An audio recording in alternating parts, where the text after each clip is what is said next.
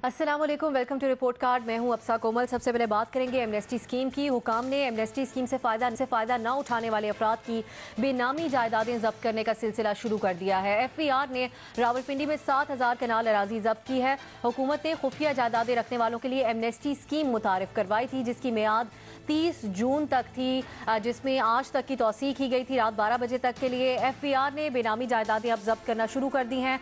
ज़रा ये बताते हैं कि FVR की तरफ से कार्रवाई का आगाज करते हुए 7,000 कनाल अराजी जब्त कर ली गई है। सेनेटर चौधरी तनवीर की 6,000 कनाल बेनामी अराजी का पता लगाया गया है। बेनामी जायदाद चौधरी तनवीर ने अपने मुलाजिमीन के नाम पर बना रखी थी। ज़राए का यह कहना है कि FVR को कराची में भी 8 बेनामी जायदादें जब्त करने की इजाजत मिल गई है। बेनामी जायदादों में कराची सिविल लाइंस में एक प्लॉट शामिल है। सारी सूरत हाल के ऊपर हम गुफ्तगू करेंगे अपने पैनल से। सवाल इस तरह से है, एमनेस्टी स्कीम का आज आखिर, चौधरी तनवीर की बेनामी जायदाद जब्त, क्या हुकूमत तमाम बेनामी जायदादें जब्त कर सकेगी, हाँ या नहीं? सबसे पहले हम हसन निसार साहब की तरफ जाएंगे। हसन साहब, क्या समझते हैं आप? देखिए, ये तो मुझे इल्म नहीं है कि कर सकेगी नहीं कर सकेगी, कितने फीसद कर सकेगी। इट्स वेरी डिफिकल्ट, उनको खुद नहीं पता होगा, आप मुझसे पूछ रहे हो। असल मसला ये है कि एक नया कट्टा खुल जाएगा मुल्क में, एक नया तमाशा, एक नई नौटंकी शुरू हो जाएगी, लिटिगेशन अरूज पे चली जाएगी। माशाल्लाह कोर्ट्स काफ़ी जगह पे एंगेज हो जाएंगी, वकीलों की चांदी हो जाएगी। बाकी अगर भट्टी साहब आज हैं तो वो माशाल्लाह आपकी तबीयत खुश कर देंगे तफसीलात बता के। बट ये तो उनको खुद हुकूमत नहीं आपको बता सकती कि वो कितने % कर लेगी। सही। इरशाद भट्टी साहब, आपके ख्याल में अब ये जो आगाज हो गया है, रात 12 बजे से पहले ही सेनेटर चौधरी तनवीर की जायदाद को जब्त कर लिया गया है, इस आगाज के बाद क्या लगता है को खातिर खा नताइज आएंगे टैक्स एमनेस्टी स्कीम के? देखिए, बहुत अच्छी बात है, बेनामी जायदादों के खिलाफ क्रैकडाउन शुरू हुआ है। वरना जो हमारे मुल्क का हाल है, आप देख लें, शुमाल से जनूब तक, मशरक़ से मगरब तक जो हाल हो रहा है। जाली अकाउंट्स आपके सामने हैं, जो JIT रिपोर्ट आपके आई है, उसमें वो तो एक बच्चों को पढ़ाने वाले, बच्चों के निसाब में शामिल करने वाली अगली नस्ल को बताएं कि कितने टेक्निकल तरीके से वारदातें की हैं। इससे आधी मेहनत से मुल्क सब बेहतर हो सकता था। यानी मुर्दे बैंकारी कर रहे हैं, फलूदे वाले अरबपति हैं, फिर और लाहौर आ जाएं, फेरी वाले जो हैं लाखों डॉलर की टीटियां भेज रहे हैं, और घर के मालियों, कुकों के नाम पर इनसाइड ट्रेडिंग्स हो रही थी हमारे मुल्क में। ड्राइवरों, नैब कासदों, सिक्योरिटी एहलकारों के नाम पर ना सिर्फ मुल्क में जायदादें हैं, बल्कि दुबई लीक्स में भी पता चला है, जहांगीर तरीन, फरियाल Talpur, JIT money laundering report. और फिर हुसैन नवाज साहब हिल मेटल से जब पैसे भेजते थे तो ड्राइवर पुन्नू खान के अकाउंट में आते थे, और आगे वेटर करामत और लियाकत पैसे निकालता था। और बहुत कुछ है, ये लंबा सफ़र है, कठिन सफ़र है, बिला इम्तियाज़ और बिला तफरीक, मतलब अक्रॉस द बोर्ड क्रैकडाउन होना चाहिए। और ये हमारे मुल्क में चूँकि कभी पहले नहीं हुआ, इसलिए थोड़ा सा मुश्किल है, मगर दुआ है कि ये मुहिम कामयाब हो जाए। यहाँ जो बेनामी किस्म के लीडर हैं, बेनामी किस्म की जायदादें हैं, बेनामी किस्म के इन्होंने वो नस्लें आगे चल रही हैं, इनका खात्मा होना चाहिए। हाँ का ऑप्शन आप ले रहे हैं। मेमल की तरफ जाएंगे। मेमल, माजी के अदवार से आपको ये मुख्तलिफ तरीक़ाकार लग रहा है मौजूदा हुकूमत का इस सिलसिले में? देखिए, अब सर मैं इसमें हाँ या नहीं दोनों का ऑप्शन इसलिए नहीं लूँगी क्योंकि आज तो ख़त्म होनी है ये स्कीम, आज तो डेडलाइन है। और ये जो कितने लोगों को पकड़ेंगे, ये सब कुछ तो हमें आइंदा चंद दिनों में पता चलेगा। ये महीने या 2 महीने बाद होती तो ज़्यादा पिक्चर क्लियर होती। लेकिन ये मैं ज़रूर कहूँगी कि देखिए, जो ये तासुर है, ये इस गवर्नमेंट के बारे में पहले से बना हुआ है कि ये अपोजिशन को टारगेट कर रही है काफ़ी चीज़ों के ऊपर। जिस तरह अभी कल ही राना सनाउल्लाह साहब वाला वाक़या भी हुआ था, तो आज ये चौधरी तनवीर साहब वाली चीज़ कर दी। क्या इन्होंने किसी PTI वाले को पकड़ा? आई एम श्योर, देखिए सब पार्टीज में ये बेनामी वाले जो सिलसिला है, ये पूरे पाकिस्तान में अनफॉर्चुनेटली होता है, और ये सब पार्टियों में होगा, ये सब पार्टियों में ऐसे लोग होंगे जो ये करते होंगे। तो क्या PTI को ये कोई पकड़ेंगे इन्हें? बल्कि चाहिए था कि 2-1 PTI के भी पकड़ लेते, ताकि तासुर जाए ना कि ऑपोजिशन जो है करिए। देखिए, जहाँ तक वैसे है, शब्बर जैदी साहब काफ़ी सीरियस लगते हैं इस चीज़ के ऊपर, वो क्रैकडाउन करना चाहते हैं। इमरान खान साहब खुद भी TV पर भी आकर उन्होंने कहा, बाकी भी उनकी गवर्नमेंट के लोग कह रहे हैं वो करना तो चाहते हैं, लेकिन अनफॉर्चुनेटली गवर्नमेंट का जिस तरीके का एक रिस्पॉन्स और ये एक चीज़ रही है कि सिर्फ एक वन साइडेड अकाउंट اکاؤنٹیبلٹی ہو رہی ہے. تو یہ نہ ہو کہ ون سائیڈڈ بے نامی والوں کو پکڑتے رہیں اور دوسری سائڈ جو انہیں پسند ہے ان کو نہ پکڑے, یہ نہ ہو. آپشن میں اس میں کوئی نہیں لوں گی, لیکن گورنمنٹ کو اس کے اوپر کام کرنا چاہیے. صحیح, آپشن آپ اس پہ کوئی نہیں لے رہی. مظہر عباس صاحب, ڈیڈ لائن سے پہلے کارروائی کی گئی ہے. ویسے پبلک آفس ہولڈرز تو اسکیم سے فائدہ بھی نہیں اٹھا سکتے تھے, لیکن یہ تاثر جس کی طرف اشارہ دے رہی ہیں محمل, کیا آپ کے خیال میں یہ قائم ہوتا ہے؟ دیکھیے, آپشن تو میں ہاں کا لوں گا. اس کی بنیادی وجہ یہ ہے کہ یہ بات ٹھیک ہے کہ آپ نے 3 جولائی رات 12 بجے تک کا ٹائم دیا تھا, تو اگر بہتر ہوتا کہ اگر آج رات 12 بجے کے بعد سے کارروائی کرتے. لیکن جن لوگوں نے اگر 30 جون تک اور 1 جولائی تک جن لوگوں نے اگر اپنے اثاثے ڈکلیئر نہیں کیے, تو اس کی چانسز کم ہی تھے کہ وہ 3 جولائی تک کر دیتے. لیکن پھر بھی یہ ایک آپشن تھا, اگر آپ نے 3 جولائی تک کی ڈیڈ لائن دی تھی تو ڈیڈ لائن کے بعد ہی کارروائی ہونی تھی. اصل چیز کیا ہے؟ اصل چیز یہ ہے کہ یہ جو بے نامی جن کی جائیدادیں ضبط کی جائیں گی, ان کے اکراس دا بورڈ نام آنے چاہیے, کس کس کے نام تھے, یہ ساری چیزیں آنی چاہیے. اور یہ ڈسکوالیفیکیشن کا کیس بن سکتا ہے.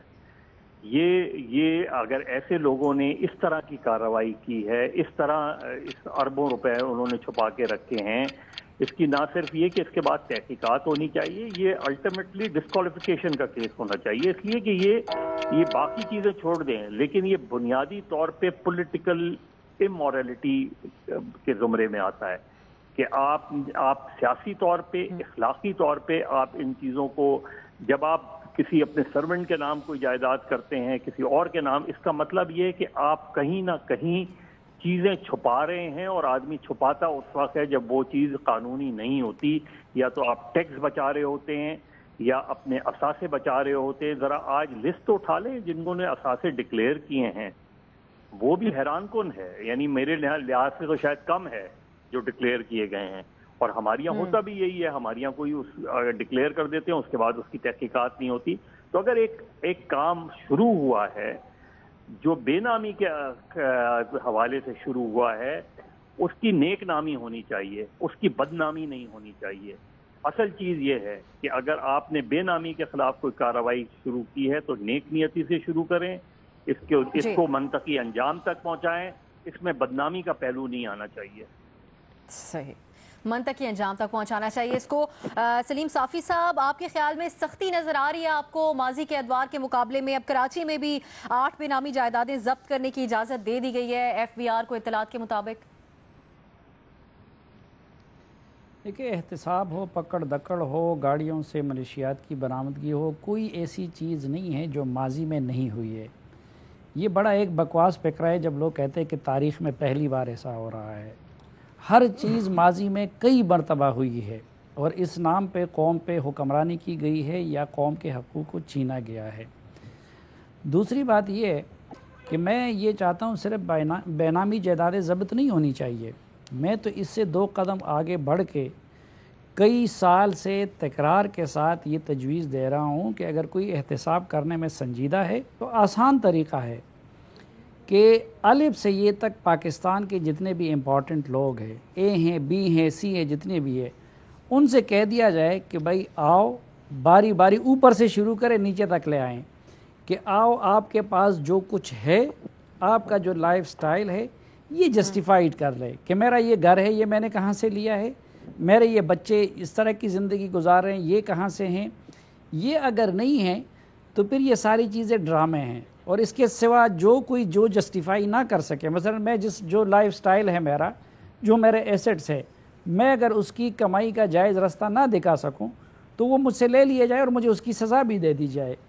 لیکن پھر ہوتا یہاں پہ کیا ہے, ابھی جس طرح کہا گیا کہ مدت پوری ہو رہی ہے رات کو ٹائم, اور آپ نے ابھی سے پکڑ لیا. اچھا, پھر یہ کیا حسین اتفاق ہے اس ملک میں, اسمگلنگ وہ ہیروئن نکلتی تو بھی نون لیگیوں کے ہاتھ سے نکلتے ہیں, جائیداد پہلے وہ ضبط ہوتی ہے تو بھی نون لیگیوں کا ہوتا ہے. آج کتنا اچھا ہوتا اس کام کا کہ پہلے اعلان کر دیا جاتا کہ جی جہانگیر ترین صاحب نے اپنی تمام بیرون ملک جائیداد اور اپنے جو آف شور اکاؤنٹس ہے اس پہ یہ معافی مانگ لی اور یہ چیزیں یہاں پہ ملک کے اندر لے آئیں. پھر کہہ دیتے کہ جی علیمہ خان صاحبہ کی یہ جائیداد یہاں پہ منتقل ہو گئی, اور پھر فیصل واؤڈا صاحب کی یہ چیزیں یہاں پہ منتقل ہو گئی, اور اس کے بعد یہ کہا جاتا کہ ہاں ہم نے رانا تنویر کا بھی یہ ضبط کر لیا، فلاں کا بھی، تو اس کا اخلاقی جواز ہوتا ہمیں بھی کہ ہاں یہ لوگ سنجیدہ ہے۔ لیکن جب وہ نہیں ہوتا اور ہر چیز کا آغاز، اب مثلا میں بار بار یہ کہتا ہوں، آپ چیک کریں پاناما اکاؤنٹس میں سب سے زیادہ جو نکلے تھے وہ دونوں پرو گورنمنٹ، ایک ترقی فیملی ہے، ایک وہ ہمارے دوسرے سیف اللہ فیملی ہے، ان کا آج کوئی نام ہی نہیں لے رہا ہے، بیٹا ادھر صوبائی وزیر ہے، پی ٹی آئی میں ہے، یہ سب چیزیں ہیں۔ تو اس طرح یہ جو دندے ہیں جو ابھی اگر تنویر صاحب کہے تو یہ سب یہاں پہ جمع ہو گئے ہیں پی ٹی آئی میں بھی، تو اگر ساتھ وہ بھی کر لیں تو ہم مان لیں گے۔ باقی میں کہتا ہوں کہ صرف بے نامی نہیں، جو چیز جسٹیفائی نہ کر سکے وہ ان سے وہ ضبط کر لینی چاہیے۔ صحیح۔ نیازی صاحب، آپ کے خیال میں اب رات 12 بجے والی جو بات کی جا رہی ہے کہ اس سے پہلے ہی کارروائی کر دی گئی، اس کے بعد ہی کر لینی چاہیے تھی تاکہ یہ سوالات نہ اٹھتے، اور آپ کے خیال میں اس کو دیکھتے ہوئے اکراس دا بورڈ آپ کو لگتا ہے کہ یہ کارروائی ہوگی؟ اب سب پہلی بات تو یہ ہے کہ یہ اتنا اس کا ڈیفینٹ آنسر ہے آپ کے سوال کا کہ میرے سارے ساتھیوں نے جتنے جواب دیے ہیں تو مور اور لیس یہ سب کا کچھ آپ کے سامنے آ گیا ہے۔ حسن صاحب نے ایک بڑا ہی تیکھا زاویہ دیا ہے اور وہ بھی آپ کے سامنے ہے، صافی صاحب نے بتایا، بھٹی صاحب نے ایک اور اینگل سے بتایا، دیکھیں جی، اور محمل نے بتایا۔ پہلی بات تو یہ ہے کہ جب ابھی تک میری اطلاع کے مطابق وہ انتظار کر رہے ہیں کہ لوگ آئیں اور بے نامی جائیداد ڈکلیئر کریں، کتنی کامیاب گئی ہے، کتنی ناکام گئی ہے، کتنے کرتے ہیں، لیکن یہ آپ کیسے کر سکتے ہیں؟ جیسے صافی صاحب نے کہا ہے کہ ابھی وہ ختم نہیں ہوئی اور آپ کہہ رہے ہیں ہم نے فلاں بھی پکڑ لیا، فلاں بھی پکڑ لیا۔ کوئی ایک ویڈیو چل رہی ہے کہ نون لیگ کے کسی ایم پی اے کو جا کے کچھ لوگوں نے گھر میں جا کے اس کو لہو لہان کر دیا اور پھر اٹھا کے گھر سے باہر پھینک گئے۔ اس ملک میں کیا ہو رہا ہے؟ عمران خان صاحب 1975 میں پاکستان واپس آئے پڑھ کے، اور اس کے بعد یہاں ان کی مستقل سکونت پاکستان ہے۔ تب سے لے کے قوم کے ساتھ مہربانی کریں، اپنی ٹیکس ڈکلیریشن دے دیں۔ چلو نہیں، پتہ نہیں تھا، بھولے تھے، سادہ تھے اور نہیں ڈکلیئر کیا اور نہیں ٹیکس دیے۔ 1996 میں سیاست میں آئے، اس کے گوشوارے سامنے رکھ دیں، چلو وہ بھی نہ صحیح۔ یہ جو آف شور کمپنی ہے اس کی اور نواز شریف صاحب کی آف شور کمپنی میں کیا فرق تھا؟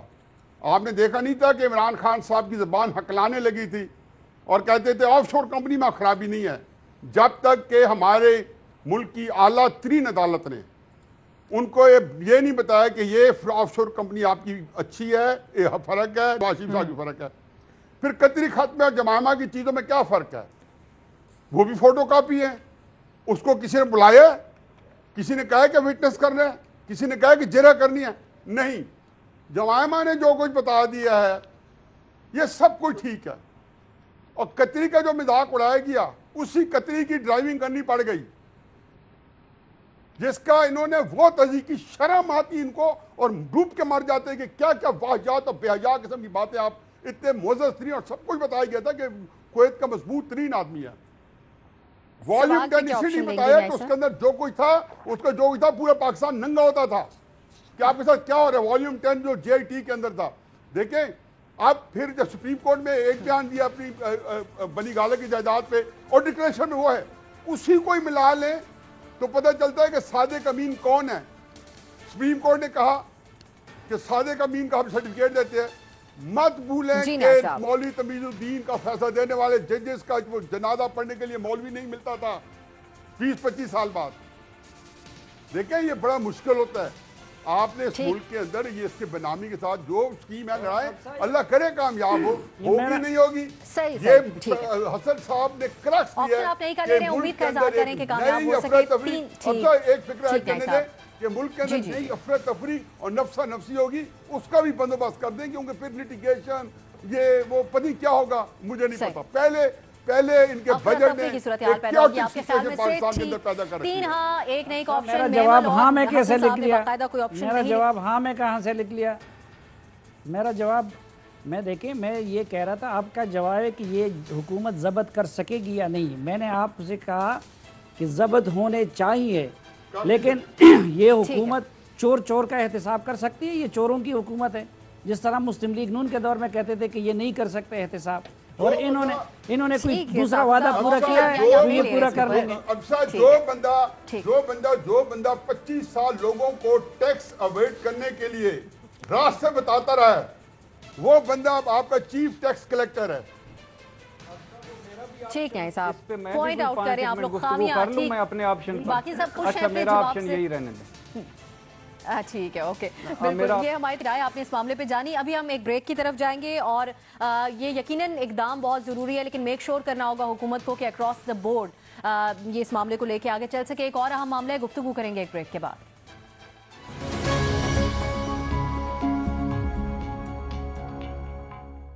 علامہ اقبال انٹرنیشنل ایئرپورٹ پر عمرہ کی ادائیگی کے بعد پہنچنے والے 2 معتمرین کو قتل کر دیا گیا، جبکہ ایئرپورٹ سیکیورٹی فورس نے فائرنگ کرنے والے دونوں ملزمان کو حراست میں لے لیا ہے. پولیس نے فائرنگ کا واقعہ ذاتی دشمنی کا شاخسانہ قرار دیتے ہوئے بتایا کہ ارشد اور شان نامی ملزمان ٹیکسی میں سوار ہو کر ایئرپورٹ پہنچے اور انہوں نے عمرے کی ادائیگی کے بعد واپس وطن پہنچنے والے 2 افراد کو نشانہ بنایا. پولیس کے مطابق مقتولین پر بابر بٹ نامی ایک شخص کو قتل کرنے کا الزام تھا، جبکہ 1.5 سال کے دوران لاہور ایئرپورٹ پر یہ فائرنگ کا دوسرا واقعہ پیش آیا ہے. اے ایس ایف حکام نے ایئرپورٹ کی حدود میں فائرنگ کی تحقیقات شروع کر دی ہیں اور حکام کا یہ بتانا ہے کہ ابھی تحقیقات ہو رہی ہے کہ حملہ آور اور اسلحہ سمیت ایئرپورٹ کی حدود میں یہ افراد کیسے داخل ہوئے. اسی ساری صورتحال پہ گفتگو کریں گے اپنے پینل سے.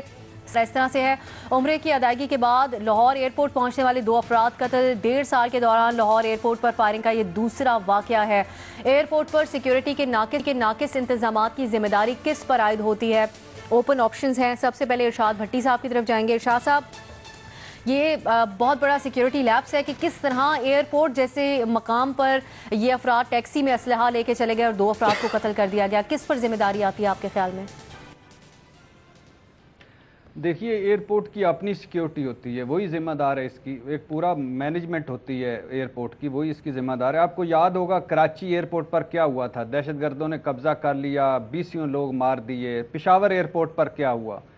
مسئلہ یہ ہے کہ یہ ابھی تک ہم فزیکل تلاشیوں میں لگے ہوئے ہیں. جتنی ٹریفک ایئرپورٹ آتی ہے، جس طرح 8-8 گھنٹے کی ڈیوٹیوں پر تھکے ماندے وہ لوگ کھڑے ہوتے ہیں اور جس طرح وہ چہرہ دیکھ کر ہاتھ کے اشارے سے کہتے ہیں لنگی جا اور کھنگی جا اور لنگی جا، اور کوئی تھوڑا سا مشکوک ہو تو اس کو روک لیتے ہیں، ورنہ تو بہت ساروں کو وہ نجومی ہو گئے ہیں، چہرہ دیکھ کے ان کو پتا اچھا بس وہاں آگے گزر جا. اور اس میں کوئی بھی ثانیہ ہو سکتا ہے، کچھ بھی ہو سکتا ہے. اگر ہر گاڑی کی تلاشی لیں تو لائنیں لگ جائیں گی.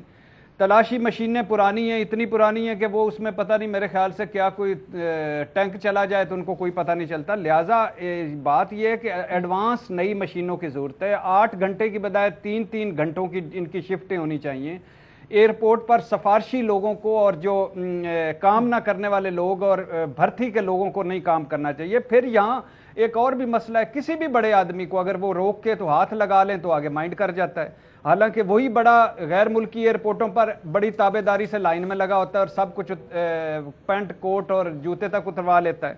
تو بلا امتیاز ہونی چاہیے یہ، اور مشینیں اچھی ہونی چاہیے اور سارا ہونا چاہیے. اور باقی شرم کی بات ہے کہ پوری دنیا میں کہیں بھی کوئی اسلحہ لے کر اس طرح اندر جا سکتا ہے. پوری دنیا کی ایئرپورٹس میں ثانیہ کہیں بھی ہو سکتا ہے، حادثہ کہیں بھی ہو سکتا ہے، ناگہانی آفت کہیں بھی آ سکتی ہے، مگر جس طرح یہ اس طرح تھوڑی ہوتا ہے.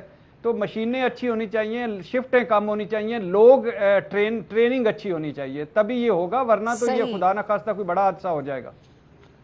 نیائی صاحب، اس بات سے کیا آپ اتفاق کرتے ہیں کہ سیکیورٹی کے نظام میں جدت لانے کی ضرورت ہے؟ ایئرپورٹس پر چیک پوائنٹس تو بہت ہوتے ہیں، ہم لوگ جب بھی جاتے ہیں ہر بار روکا جاتا ہے، لیکن لگتا ہے کہ یہ ناکافی ہے.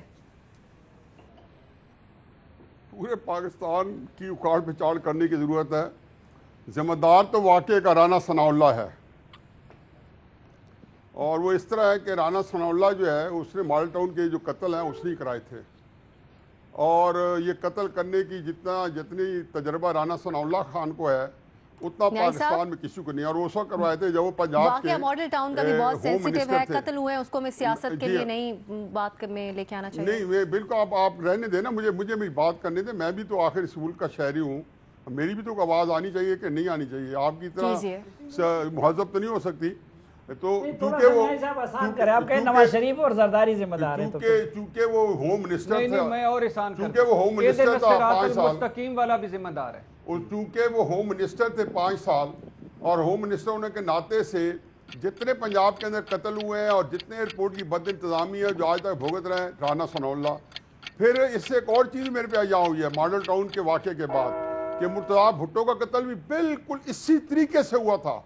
پولیس وہاں پہ اس کو واقعے کو روکنے کے لیے گئی تھی. کی ایمبولینس بھی خراب بٹی صاحب مجھے بات کرنے دیں پلیز. نہیں میں میرے پاس لکھا ہوا مال ہے نہیں میں بھول جاؤں گا. نہیں اس لیے میرے پاس لکھا ہوا ہے نہیں. یہ ابھی باتھ روم میں گیا تو ساتھ لکھ کر لے گئے کہتے میرے تو 4 صفحے آپ نے منگوائے تھے پین میں نے دیا اور میں درمیان میں بیٹھا ہوا ہوں. نیازی صاحب ہاتھ بھی چلائیں پھر تھوڑا سا. تو دیکھیں جی میں نے حقیقت یہ بتا رہا ہوں آپ کو آن اے ویری سیریس نوٹ. جب مرتضیٰ بھٹو صاحب کے قتل مرتضیٰ بھٹو بہت بڑا پاکستان کا مرڈر تھا آج تک نہیں پتہ چل سکا. وہ اسی طرح پولیس نے کوئرسو طریقے سے آگے ان کو روکا اور مقابلہ ہوا اور اسے مارے گا. پولیس آفیسر جو تھے شاید یا تو رائے طاہر جو آج کل پنجاب کے دہشت گردی کے ہیڈ ہیں بیچارے 3 سال جیل میں رہے. تو مرتضیٰ بھٹو کے قتل میں بھی رانا ثناء اللہ ملوث نظر آتا ہے. تو ایک دفعہ رانا ثناء اللہ چونکہ این ایف کے پاس آیا ہے تو ان پہ 3rd ڈگری اپلائی کرے تو سارے واقعات بھی پتہ چل جائیں گے. اور ایک دفعہ جب آپ کے واقعات پتہ چل جائے گا نا رانا ثناء اللہ بول پڑا تو پھر آپ کے لیے ٹھیک کرنا آسان ہوگا. میرا رانا ثناء اللہ سوال کے اوپر آپ کوئی آپشن نہیں لے رہے.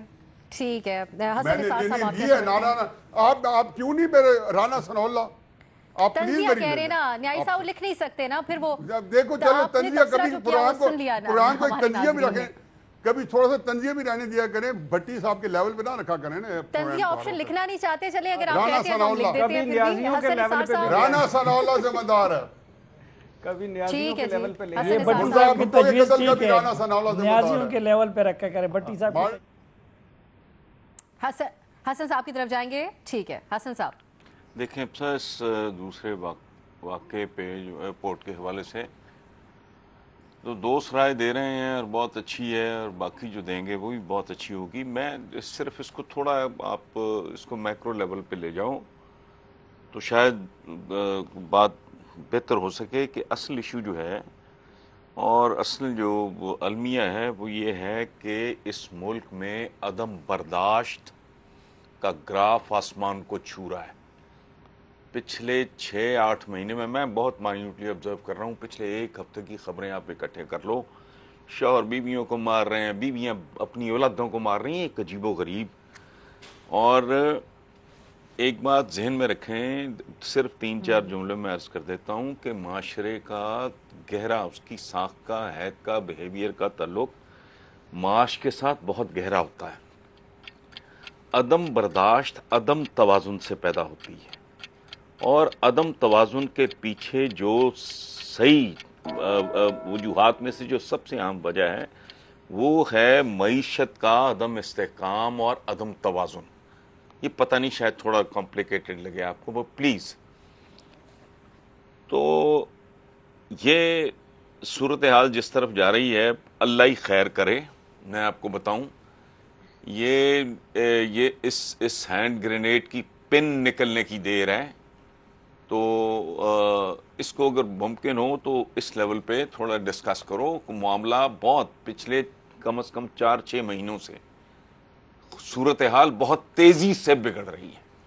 تو عدم برداشت عدم توازن اور یہ ساری صورتحال ہے. آئی ڈونٹ نو کسی کی توجہ اس طرف گئی ہے نہیں گئی, اور اگر نہیں گئی تو کل اس کی کیا قیمت دینی پڑے گی, اس پہ غور کریں. یہ اسی کا ہی شاخسانہ ہے. اس کے پیچھے کوئی بیک گراؤنڈ دشمنی کا ہوگا, یہ وہ ایک واقعہ ہے نہیں. اوورآل آپ دیکھو صورتحال کدھر جا رہی ہے وہ بہت الارمنگ ہے. سوری میں تھوڑا ہٹ گیا آپشن لے رہے ہیں. مظہر عباس صاحب ٹھیک. مظہر عباس صاحب ایئرپورٹس کی سیکیورٹی اہم ترین ہوتی ہے. جس ملک میں کراچی ایئرپورٹ جیسا واقعہ پیش آ چکا ہے, یہ آپ کے لیے کتنی بڑی تشویشناک بات ہے کہ ایک ذاتی دشمنی کے شاخسانے کے طور پہ بھی ایئرپورٹ کی حدود کے اندر قتل کر دیا جاتا ہے 2 افراد کو؟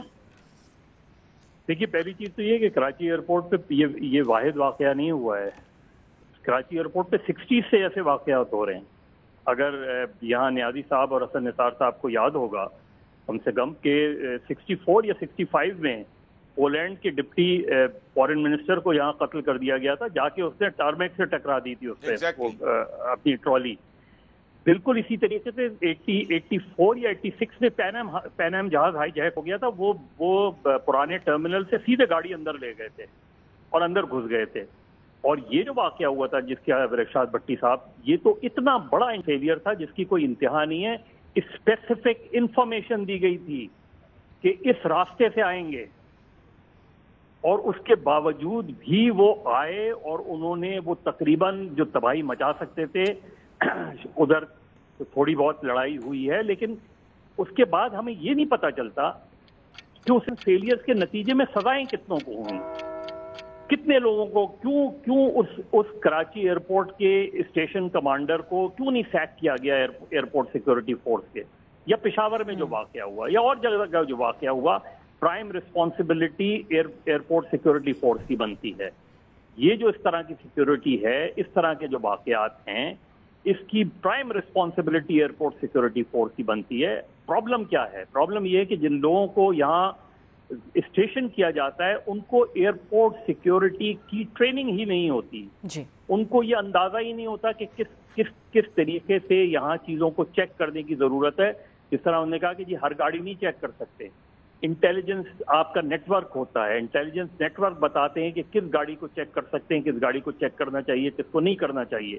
بالکل اسی طرح لوڈرز جو ہوتے ہیں، لوڈرز بعض اوقات انوالوڈ ہوتے ہیں ان ساری چیزوں میں. کراچی ایئرپورٹ سے جو پشاور تک PIA کا جہاز جا رہا تھا جو ہائی جیک ہوا تھا 81 میں، کراچی ایئرپورٹ سے ہی گئے تھے نا، وہ اندر پہنچایا کس نے تھا؟ اسلحہ. تو یہ ساری چیزیں اگر ہم دیکھیں تو اٹس پیورلی فیلئر. دوسرا بڑا واقعہ وہ چیز کیا ہے؟ آپ کے یہاں کبھی بھی ڈی ویپنائزیشن کے خلاف کوئی آپریشن اس وجہ سے نہیں ہوا کیونکہ ہر مرتبہ ہر گورنمنٹ میں یہ ہوتا ہے کہ جہاں سے اسلحہ مینوفیکچرڈ ہوتا ہے وہاں ہاتھ نہیں ڈالا جاتا. یہ سابق DG رینجر سے تھے، انہوں نے خود مجھ سے کہا کہ میں نے پرائم منسٹر کے لیول تک یہ بات پہنچائی کہ جی آپ آپریشن کریں کراچی میں. تو بیسکلی انٹیلیجنس فیلئر ہے اس کا، اور یہ اگر ان چیزوں کو نہیں روکا گیا جس طرح حسن صاحب کہہ رہے تھے کوئی بہت بڑا واقعہ ہو جائے گا. اس سے بچنے کے لیے ہمیں ضروری ہے کہ اس وقت ہم ایکشن لیں بجائے کہ ہم بعد میں کریں. ٹھیک ہے ماہر صاحب. سلیم صافی صاحب، جس طرح ماضی کا بھی حوالہ دے رہے ہیں مظہر صاحب، اب کس طریقے سے دیکھا جائے جدید ٹیکنالوجی کا زمانہ ہے اس معاملے کو، اور کیا کارروائی ہو سیکیورٹی کے ناقص انتظامات کے ذمہ داروں کے خلاف تاکہ آئندہ نہ ہو اس طرح کا واقعہ؟ دیکھیں، ایک تو اس ملک میں بگاڑ کی ایک بڑی وجہ یہ ہے کہ جس کا کام اسی کی ساجے پہ ہم عمل نہیں کر رہے ہیں. عموماً جس کا جو کام ہے وہ نہیں کرتا اور دوسروں کی کام میں مداخلت کرتا ہے. مثلاً کئی جگہ پولیسنگ کا کام کچھ اور لوگ کر رہے ہیں. دوسرا میں پھر یہ کہوں گا کہ پشتو کا ایک مقولہ ہے کہ اگر قصائی بڑھ جائیں تو زیادہ قصائیوں میں بینس ذبح ہونے کی بجائے مردار ہو جاتی ہے. آپ دیکھیں کہ آپ لاہور ایئرپورٹ کے اندر آئے یا کسی ایئرپورٹ کے، تو آپ 7 مختلف سرکاری اداروں اور ایجنسیوں کے چین سے ہو کے آپ کو گزرنا ہوتا ہے. وہاں ایئرپورٹ سیکیورٹی فورس الگ ہوتی ہے، رینجر الگ ہوتی ہے، پولیس الگ ہوتی ہے، FIA الگ ہوتا ہے، PIA کا عملہ الگ ہوتا ہے.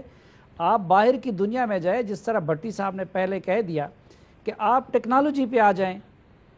اس وقت دنیا میں، اس روز میں آسٹریلیا سے آ رہا تھا تو میں حیران تھا کہ آپ کو پاسپورٹ بھی آپ کا آٹومیٹک ادھر بندہ بھی کھڑا نہیں ہوتا. آپ پاسپورٹ رکھ لیتے ہیں، اگر ٹھیک ہے تو دوسری طرف نکل آ جاتا ہے، اس پہ خود بخود وہ انٹری ہو جاتی ہے، نہیں تو وہ ادھر مشین میں پھنس جاتا ہے، پھر اس کے بعد بندہ آ جاتا ہے. پاکستان میں اگر کوئی کرپشن ختم کرنا چاہتا ہے تو یہ FIA ان ڈراموں کی بجائے وہ کمپیوٹرائزیشن کریں. آپ ٹیکس کے نظام کو بھی کمپیوٹرائز کر دیں، آپ اس طرح کی چیزوں کو بھی کر لیں. آج دنیا میں کیسے ان 7 اداروں کی بجائے اگر ایک ہی پاٹک ہوتا لیکن اس میں صحیح اکوپمنٹ ہوتے. وجہ کیا ہوتی ہے کہ ایک تو یہ سارے ادارے ہر ایک اپنے لیے حصہ لینا چاہتا ہے اس پہ، اصل بات یہی ہے. دوسرا یہ سب ادھر کھڑے ہوتے ہیں، اپنے لوگوں کی پروٹوکول کی ڈیوٹی کرتے ہیں. آپ ان کی دیکھیں تو ان کی زیادہ تر ڈیوٹی اپنے اداروں یا اداروں کے لوگوں کے رشتہ داروں ان کی پروٹوکول کے لیے ادھر کھڑے ہوتے ہیں. اور پھر جو کمائی ہوتی ہے یا جو بدماشی ہوتی ہے اس میں ہر کوئی اپنا حصہ لینا چاہتا ہے. پھر اس میں ذمہ داری کا مثلا اب ASF والے کہے گا یار چلو اگر کچھ غلطی ہو گئی تو صرف میں تو نہیں ہوں، یہ باقی سب کی بھی کی طرف جائے گا. وہ دوسرا کہتا ہے یار یہ تو اس کی ذمہ داری ہے، ایک دوسرے کے لیے چھوڑ دیتا ہے، دوسرا پہلے کے لیے چھوڑ دیتا ہے. اس لیے آپ وہاں ان اداروں کو محدود کرے، جس کا کام ہے صرف اسی کے سپورٹ کرے اور ٹیکنالوجی کی طرف آ جائے. صحیح.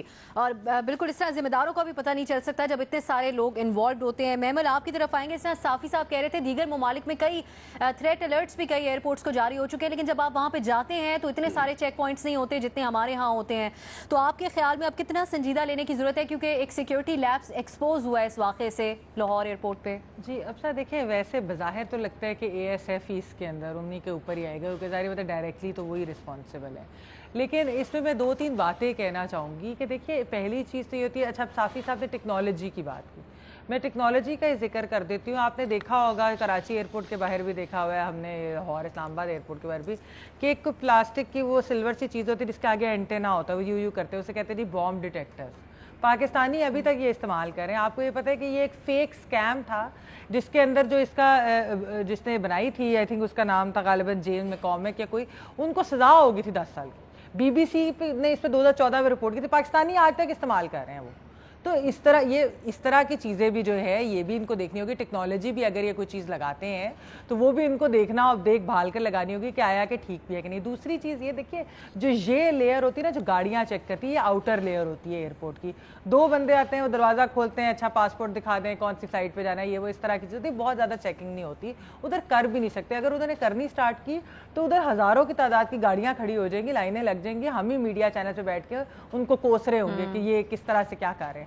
اچھا پھر یہ ہاں جو ایریا اگر یہ کراس کر لیتے, اگر یہ فرض کرے وہ چیک ان پوائنٹ والی سائٹ پہ یہ چیز ہوتی تو بہت بڑا اس چیز کو سیکیورٹی لیپس کر رہے تھے. یہ بھی بہت بڑا سیکیورٹی لیپس ہے, 2 جانیں کو خطرہ ہے, مطلب ان کے اوپر گولیاں چلائے گی, ایک کی تو ڈیتھ ہوگی غالباً, دوسرے ابھی کرٹیکل ہے.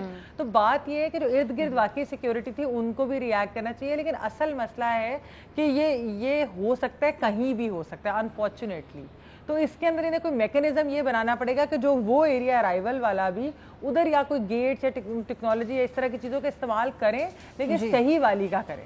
تو کسی ایک پہ ہم بلیم نہیں اس طرح کہہ سکتے. اوور آل ایک ہمارا لائے عمل نہیں صحیح بنا ہوا سیکیورٹی کا, ڈسپائٹ اتنی ٹیررسٹ اٹیکس اور ہر چیز.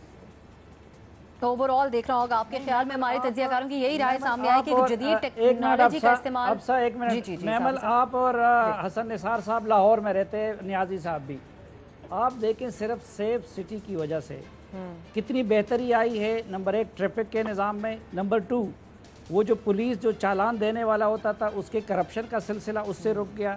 نمبر 3 آپ کے کتنے کیسز میں اس کی فوٹیجز اس کے کیمروں کے وہ آپ کو مدد دے رہے ہیں. تو ایک ٹیکنالوجی آ جانے سے وہی لاہور پولیس ہے, وہی خراب پولیس ہے, وہی پنجاب پولیس ہے. تو میں یہ کہتا ہوں خصوصاً پاکستان جیسی سوسائٹی میں بہت زیادہ ضروری ہے ان چیزوں کا, کیونکہ حسن صاحب کی پہلی بات سے بھی میں اتفاق کرتا ہوں کہ یہ ملک بڑی تیزی کے ساتھ انارکی اور خانہ جنگی کی طرف جا رہا ہے. نہیں ٹھیک کہہ رہے ہیں, میں تو صافی صاحب کہہ رہی ہوں کہ چیک کر کے کریں. بالکل بالکل ٹھیک ہے, بالکل صافی صاحب بالکل یہی بات آپ کے ہمارے تمام تجزیہ کار اس پہ اتفاق بھی کریں کہ جدید ٹیکنالوجی کا استعمال کرنا ہوگا. بے شک کم ہو سیکیورٹی لیکن مؤثر ہو, خاص طور پہ ایئرپورٹس پر. ایک اور معاملہ ہے, گفتگو کریں گے ایک بریک کے بعد.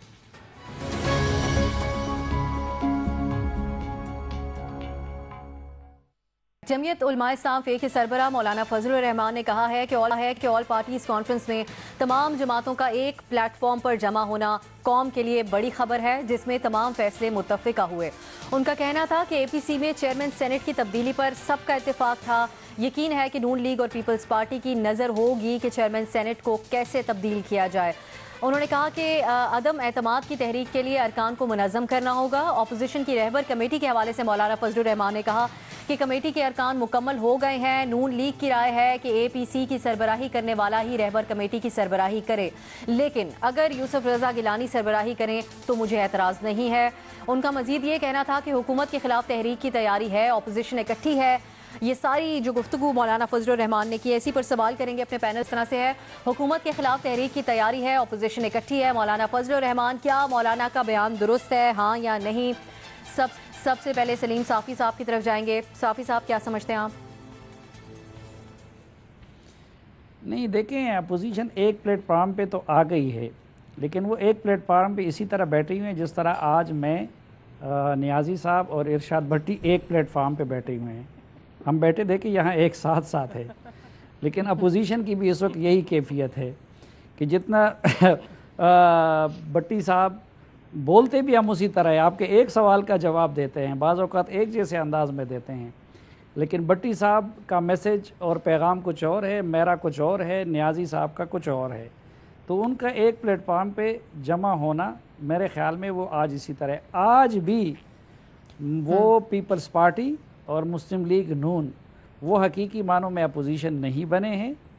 آج بھی وہ اس فورم کو بھی اور اپنے احتجاج کو بارگیننگ چپ کے طور پر استعمال کرنا چاہتے ہیں، اور جو مولانا کی اور باقی تمام چھوٹی پارٹیوں کی سوچ ہے اس سے وہ متفق نہیں ہے. دوسرا، آج بھی اپوزیشن اس بڑے تضاد کا شکار ہے کہ وہ جو کہتے ہیں ایک طرف اسمبلیاں جعلی ہیں، الیکشن جعلی ہے. پہلے اے پی سی میں الیکشن کے بعد سب نے کہا تھا کہ دوبارہ الیکشن کیا جائے، اب بلاول صاحب کہتے کہ نہیں اسمبلی نہیں توڑنا چاہتے ہیں، حکومت کو بدلنا چاہتے ہیں. شہباز شریف صاحب تو اسمبلی کیا، وہ تو بادام بھی نہیں توڑنا چاہتے. تو یہ میرے خیال میں ایک پلیٹ فارم پہ بیٹھے ہیں، لیکن نہ یہ حقیقی معنوں میں اپوزیشن ہے اور نہ یہ اکٹھی ہے. بالکل، بیٹھے ایک پلیٹ فارم پہ ہیں لیکن آپ کے خیال میں آپس میں اکٹھے نہیں ہیں. نیازی صاحب آپ کی طرف آئیں گے. آپ کے خیال میں کیا عدم اعتماد ابھی بھی ہے اپوزیشن میں، یا واقعی اکٹھے ہیں، ایک پیج پہ ہیں؟ اصل میں کچھ جو قسمت ہوتی ہے یا حالات ہوتی ہیں ان کی بھی ان کا اپنا جبر ہوتا ہے، اور حالات کا جبر یہ ہے کہ اپوزیشن کو ایک پلیٹر کے اندر جو ہے ایک حالات مل گئے ہیں. اس وقت اس حکومت کے برخلاف جتنے حالات موجود ہیں اس نے پوری ہر جگہ ہر ایک کو نروس کیا ہوا ہے. آپ یہ دیکھیں کہ ایک ایم پی او کو علیحدہ علیحدہ کر کے نون لیگ کے ان کو تھریٹ کیا جا رہا ہے، کسی کو کیا کیا جا رہا ہے، کسی کو گھسیٹا جا رہا ہے، کسی کو مارا جا رہا ہے، کسی کو فارورڈ بلاک کا چکمہ دیا جا رہا ہے. اسی طرح ایم این ایس کا بھی یہی حال ہے. تو یہ وقتی طور پہ تو ایک طریقہ کار ہو سکتا ہے کہ یہ ابھی میں دوسرا جس کو چاہیے ڈیولز ایڈوکیٹ بات کر رہا ہوں کہ اس طرف دیکھیں کہ کتنا ان کے اوپر ایک پریشر ہے، اور یہ اس کا جو الٹ ہے وہ یہ ہے کہ وہ اپوزیشن کے لیے ایک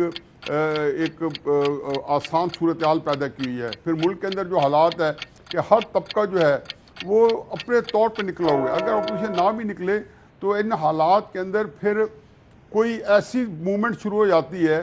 اس طرح کے حالات سے پھر ہم اس کو نبرد آزما ہونا بڑا ہی مشکل ہے، اور بڑا پاکستان کے لیے جو آج کل کے حالات ہیں، جبکہ ایران اپنا امریکہ اور انڈیا وہ اپنے ان کا موازنہ رویے جو ہے وہ پوری طرح یہاں ہماری عسکری قیادت کے سامنے بھی اور سیاسی قیادت کے سامنے بھی، اور وہ کوئی موقع ہاتھ میں نہیں جانے دیں گے پاکستان کے اندر انتشار پھیلانے میں، خانہ جنگی میں. تو یہ حالات تو بالکل ایسے ہیں کہ اگر یہ اپوزیشن نہیں بھی آئے گی تو اپنے طور پہ چلیں گے. لیکن یہ سب اپوزیشن کے اندر میرا خیال ہے یکسوئی ہے، اور کچھ لوگوں نے شاید یہ کہا ہو کہ بھئی ہم سے آپ نہ کلوائیں، ہم ڈرپوک ہیں، ہم سے یہ بات نہ کروائیں. لیکن یہ بات جو ہے کوئی اور کہے گا تو ہماری ایک ٹیسٹ سپورٹ ہوگی، چاہے وہ شہباز شریف کی ذات ہو، چاہے وہ پیپلز پارٹی کے اندر ہو. کچھ لوگ تند لہجہ اختیار کریں گے، لیکن یہ عملاً جو ہے 1-2 مہینے میں پاکستان میں گھمسان کا رن پڑنے والا ہے. یہ پڑھ کے رہے گا، اور پھر حالات جو ہے کسی کے کنٹرول میں نہیں رہیں گے. 22 کروڑ کا ملک ہے، اور 22 کروڑ کے ملک کے اندر جو ارتعاش یا انتشار ہوگا وہ کسی قابو میں نہیں آئے گا. بٹی صاحب، نیائی صاحب بھی کہہ رہے ہیں کہ یکسوئی ہے اپوزیشن کے درمیان، مولانا صاحب کہہ رہے ہیں اپوزیشن اکٹھی ہے، تحریک کی تیاری ہے. یہ کانفیڈنس آپ کے خیال میں اپوزیشن کے اوپر درست ہے؟ دیکھیے، پہلی بات تو یہ ہے کہ بالکل ویسی یکسوئی ہے. سلیم صافی صاحب ٹھیک کہہ رہے ہیں، جیسے ہم بیٹھے ہوئے ہیں ہمارے درمیان میں یکسوئی ہے، اور ویسے اندر کے دل کے حالات بھی ویسے ہی ہیں جیسے ہمارے دلوں کے ایک دوسرے کے بارے میں ہیں، اور چہرے پر بھی ویسے ہی ہیں جیسے ہم ایک دوسرے کو مسکرا کے ملتے ہیں، اور اندر سے کیا ہیں یہ بھی اور یہ خوشی کی بات ہے کہ اتنی مختلف آوازیں ہیں اپوزیشن میں، میری خوبصورت اپوزیشن میں. یہ ایک ویگن، ایک بس، ایک ٹرین میں بیٹھے ہوئے لوگ ہیں. کسی کی منزل ایک نہیں ہے، کسی نے کہیں اترنا ہے، کسی نے کہیں اترنا ہے. کسی کے والد صاحب ہیں، کسی کے بھائی ہیں، کسی کا مال ہے، کسی کی آل ہے، کسی کی کھال ہے. تو وہ سارے جہاں ان کی جتنا کرایہ دیا ہوا ہے، جہاں وہ سفر آئے گا وہاں اتر جائیں گے. اور اس کے جھنڈا دیکھیں، رہبر، اللہ معاف کرے، توبہ توبہ، رہبر کمیٹی، توبہ توبہ، اللہ تیرا مجھے معاف کرنا، میرے مالک مجھے معاف کرنا. رہبر، یعنی ان میں کون ہے جو رہبر ہے؟ مولانا رہبر ہے، ایف ڈرین والے یوسف رضا مبینہ طور پر وہ رہبر ہیں، اور اس میں اور اس میں زرداری صاحب رہبر ہیں, مریم نواز رہبر ہیں. اس سے تو اچھا تھا میمل سرفراز کو رہبر بنا دیتے, میں کم از کم میں قبول کر لیتا. توبہ توبہ توبہ, اللہ معاف کرے, یا اللہ معاف کرنا. رہبر, توبہ توبہ توبہ, ان لفظوں کا نہیں ان کو پتا کہ رہبر کیا ہوتا ہے. رہبر کمیٹی بن گئی ہے. رہبر کا لفظ بھی اب حذف کروا دیں, بین کروا دیں. رہنما کو تو ہم کر چکے ہیں. نہیں بالکل نہیں کروائیں, نہیں بالکل نہیں کروائیں گے, بالکل بھی نہیں کروائیں گے. زمانے کیوں کروانا ہے آپ کو, اندر سے بولی ہیں اس طرح, کھبی پسلی سے بولی ہیں, کیوں اس طرح بولی ہیں؟ میں اسپیکر ہوں, اسد قیصر میرا نام ہے. میں تو کہتا ہوں کہ پہلا بھی چھوڑیں, اس کو بھی چھوڑیں. دوسری بات, مولانا صاحب کہہ رہے ہیں کہ تیار, پہلے حکومت کے خلاف تیار ہیں. بھائی تیار تھے تو تحریک کیوں نہیں چلی؟ کیونکہ اکٹھے ہی نہیں تھے, اپوزیشن اکٹھی نہیں تھی. ایک زرداری صاحب پہ بھاری جب گرفتار ہوئے تو کتنے بندے نکلے؟ 4 بندے نکلے, 5 بندے نکلے. نواز مریم کئی مرتبہ گرفتار ہوئے, کئی مرتبہ باہر ہوئے, کتنے بندے نکلے؟ این وسط میں ہے کوٹ لکھپت جیل نواز شریف صاحب کی, سامنے جو سڑک چل رہی ہے اس پہ کبھی کوئی ایک گاڑی نہیں رکی. اور آخری کل رانا صاحب گئے ہیں, پنجاب کے صدر ہیں, پہلی پیشی ہے, نون لیگ کا گڑھ ہے لاہور. کتنے بندے آئے تھے؟ کوئی ایک رہنما بھی نہیں تشریف لایا. میں تو حیران رہ گیا, کوئی ایک رہنما بھی تشریف نہیں لایا. شہباز شریف صاحب نے الحمدللہ کیمروں کے آگے اپنا سر پھوڑا, اور مریم صاحبہ نے ٹویٹر پر ایک تصویر ڈال دی اور کہا کہ زندہ باد. اگر ٹویٹر نہ ہوتا مریم کا انقلاب تو یتیم ہو جاتا. لے کے آگے جائیں گے میمل کی طرف. میمل صاحب, بھٹی صاحب حوالہ بھی دے رہے ہیں, سر میں درد ہو گیا رہبر کمیٹی کی وجہ سے. میمل آپ کے خیال میں اپوزیشن, میمل آپ کے خیال میں سے حوالہ دے رہے ہیں بھٹی صاحب, پریشر اب زیادہ بلڈ ہو رہا ہے اور اتنا اچھا ماضی میں رہا نہیں ہے ریکارڈ ان کا پریشر ہینڈلنگ کا کچھ اپوزیشن کی جماعتوں کا. مولانا کا یہ اعتماد ابھی بھی آپ کے خیال میں درست ہے؟ دیکھیں اب صاحب, بیان تو ان کا درست ہے جہاں تک اگر آپ ان کے خالی بیان کی بات ہے, کیونکہ اپوزیشن اکٹھی بھی ہے, تحریک کی تیاری بھی ہے. آگے کی جو بات ہے کہ لائے عمل کیا ہے. اب جس طرح باقی بھی دوستوں نے ذکر کی ہے کہ لگ ایسے مولانا نے تو پہلے دن ہی کہا لاک ڈاؤن کر دو, انہوں نے تو کہا گورنمنٹ گرا دے, کیونکہ مولانا تو بڑے ڈیسپریٹ ہیں اس وقت. اچھا, نون لیگ اتنی ڈیسپریٹ نہیں ہے جتنے مولانا ہے, اور پیپلز پارٹی بالکل بھی کوئی ڈیسپریٹ نہیں اس چیز میں لگ رہی کہ سسٹم ریپ اپ ہو. انہوں نے پہلے دن سے کہا ہم نے سسٹم نہیں ریپ اپ ہونے دینا, ہم نے جو ہے ہم دیکھیں گے کہ کیا کرنا ہے, کیا ریلیز کرنی ہے, کیا لاک ڈاؤن پہ تو خیر میرے خیال میں پیپلز پارٹی تو ابھی تک تیار نہیں ہے. نون اور فضل الرحمان وغیرہ وہ کرے تو سمپل سی بات یہ ہے کہ اکٹھے ضرور ہیں, لائے عمل ابھی ان کو جلد سے جلد طے کرنا پڑے گا. اور اکٹھے, اور باقی یہ ہے کہ گورنمنٹ گرانے کا پیپلز پارٹی کا اور نون کا میرا نہیں خیال کہ کوئی دل ہے. مولانا صاحب کے اپنے خیالات ہو سکتے ہیں, ان کے خواہشات بھی ہو سکتی ہیں. ہاں کا آپشن آپ لے رہی ہیں. مظہر عباس صاحب کی طرف جائیں گے. مظہر صاحب, میمل کہہ رہی ہیں کہ لاہے عمل کوئی خاص نہیں بنا, لیکن یہ بیان کی حد تک مولانا فضل الرحمان کی بات درست ہے. آپ کیا سمجھتے ہیں؟ دیکھیے, اصل میں سارے لوگ پلیٹ فارم پہ جمع ہو گئے ہیں اور یہ پتہ نہیں کہ ٹرین کون سی پکڑنی ہے اور ٹکٹ کس کے پاس ہے. اور سارا جھگڑا یہی ہے کہ ایک تو یہ کہ ٹرین کون سی پکڑنی ہے, پنڈی کی ٹرین پکڑنی ہے, لاہور کی ٹرین پکڑنی ہے, اسلام آباد کی ٹرین پکڑنی ہے. پلیٹ فارم پہ سب آ گئے ہیں اور ٹکٹ مولانا کے پاس ہے. مولانا ٹکٹ دیں گے, مولانا ہی اس کو لیڈ کریں گے, انہی کے لوگ زیادہ ہوں گے جو نظر آتا ہے. دیکھیے پرابلم کیا ہو رہی ہے, پرابلم کنفیوژن ہے, اور پرابلم کنفیوژن ہے, ایک دوسرے پہ ڈسٹرسٹ ہے, اور ایسے میں تحریک نہیں چل سکتی. جب تک وہ کنفیوژن برقرار رہے گا, اور وہ کنفیوژن نہ صرف یہ کہ اپوزیشن کے درمیان ہے بلکہ ہر جماعت کے اندر بھی کنفیوژن ہے کہ ہم کرنے کیا جا رہے ہیں اور ہم اس کا الٹیمیٹ رزلٹ کیا ہوگا.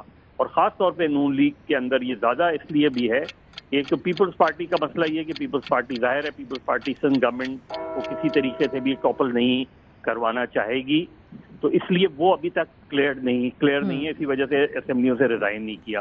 نون لیگ کے اندر جو کنفیوژن ہے وہ وہی کنفیوژن ہے جس کی بارہا بات کی جا رہی ہے کہ لڑیں کہ نہیں لڑیں, ٹکرائیں کہ نہ ٹکرائیں. اب اس کنفیوژن میں لوگ ہاتھ سے نکلتے جا رہے ہیں. اگر یہ کنفیوژن دور نہیں ہوا تو یہ پرابلم رہے گی. ابھی تک تو نون لیگ انٹیکٹ ہے, اس میں کوئی شک نہیں ہے. ایک 4-5 MNAs MPs جانے سے نون لیگ کا ووٹر نہیں ہوگا, لیکن اگر یہ کنفیوژن پرسسٹ کیا تو پھر یہ پرابلم آئے گی. تو اصل میں یہی پرابلم ہے اصل میں کہ ان کی سمجھ میں نہیں آ رہا, اپوزیشن کی سمجھ میں نہیں آ رہا کہ ہم فرض کریں اسلام آباد پہنچ بھی جاتے ہیں تو اس کے بعد کیا ہوگا.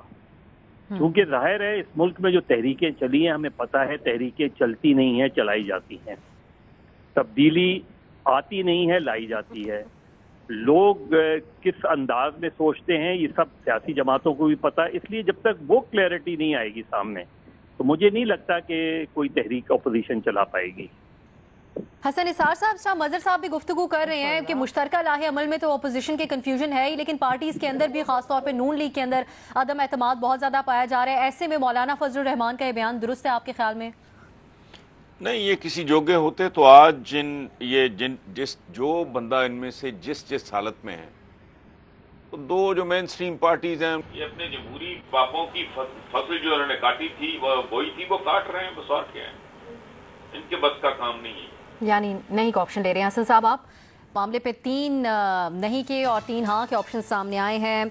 हमारा पैनल इस मामले पे हमें डिवाइडेड नजर आया। बहुत शुक्रिया आप सबका प्रोग्राम में शिरकत के लिए। इजाजत दीजिए नाजरीन, खुदा हाफिज।